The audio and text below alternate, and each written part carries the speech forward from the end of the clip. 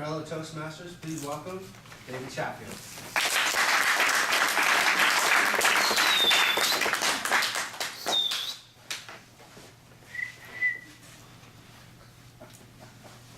Tuesdays were, without doubt, Nadia's favorite days. And all the other children in the orphanage felt the same. Saturdays were fun because they involved field trips around the city. And Thursdays were special because they brought the best pancakes that Nadia had ever tasted. But in Nadia's eyes, neither of those days could compare with Tuesdays. Because Tuesday was Visitor's Day. The day of the week when there was a possibility of going home with the new family. Nadia had been in the orphanage for 6 months.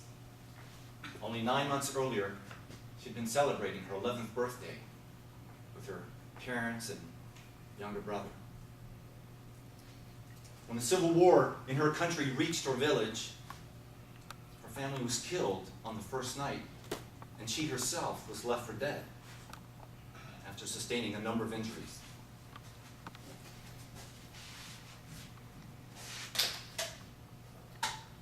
As she lay in her bed early on Tuesday morning, her hand went to her cheek and she touched the scar there, a reminder of the night that she'd lost her family. Nadia hated the scar.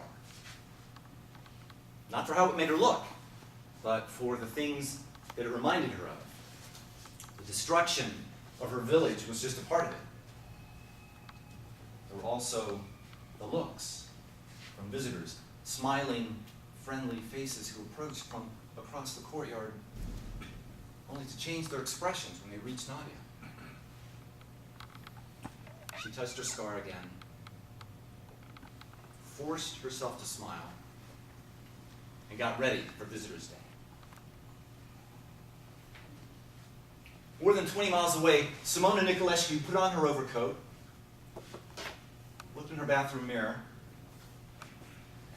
and breathed deeply. She reached into her purse and pulled out a tissue, dabbing at her eyes to wipe away the tears that were making an appearance. For the better part of 8 months, she felt nothing but numb.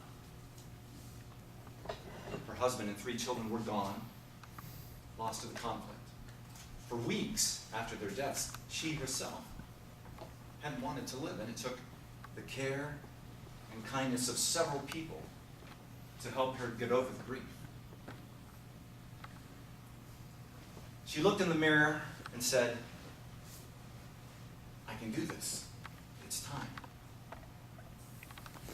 A few weeks earlier, a relief worker had told her about the orphanage in town and how many more children were there as a result of the conflict. Just last week, she realized that she wanted to go to the orphanage. At first, she felt guilty. She convinced herself that she was betraying her own family, her own children. But then she realized that if she could bring happiness into the life of just one of these children and into her own, how could she resist that? Simona looked in the mirror again, put a scarf on over her head, as she repeated the words, "I can do this. It's time." When the gates of the courtyard opened that morning, the first thing that Nadia noticed was that the number of visitors was so small. Usually 15 to 20 couples waited for the chance to enter first thing in the morning. But today, it was only 4. Each couple crossed the courtyard to meet Nadia. But once again, the reaction to her scar was the same as it was every Visitor's Day. An unease at being in her presence. The scar providing an unpleasant reminder of the conflict. When the last couple had passed her by, Nadia could feel tears in her eyes. She ran to her room, mad at herself for reacting this way, but powerless to stop it. She threw herself on her bed and was soon asleep. Nearly 3 hours later, Nadia felt herself being awakened by a hand on her shoulder. She looked up and saw that it was the administrator, a tall woman who'd been running the orphanage for 12 years.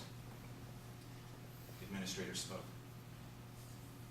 Nadia, there's someone outside that I'd like you to meet. Nadia shook her head. I don't want to meet anybody today. The administrator smiled warmly and said, I understand, but I've told her about you, and I think you'll want to meet her. Nadia got out of bed and took the administrator's hand as they walked to the courtyard. When they got there, Nadia saw that the courtyard was full of activity.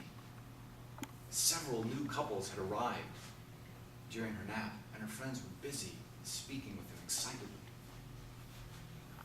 But there underneath the orange tree, seated on a bench, was a woman, sitting quietly. Nadia and the administrator walked to her, and the woman rose to greet them.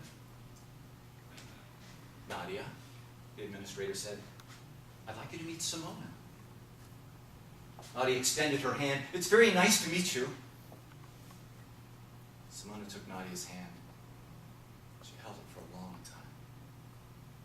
She looked at the scar on Nadia's face. Nadia could feel her looking at it. And then something happened that Nadia didn't expect. Simona smiled. It's very nice to meet you, Nadia. Simona let go of Nadia's hand and untied the scarf over her head. Nadia gasped. There on Simona's face was a scar, a virtual twin to the one that Nadia had. Nadia smiled, and Simona took her hand again. Tell me about yourself, Mr. Toastmaster.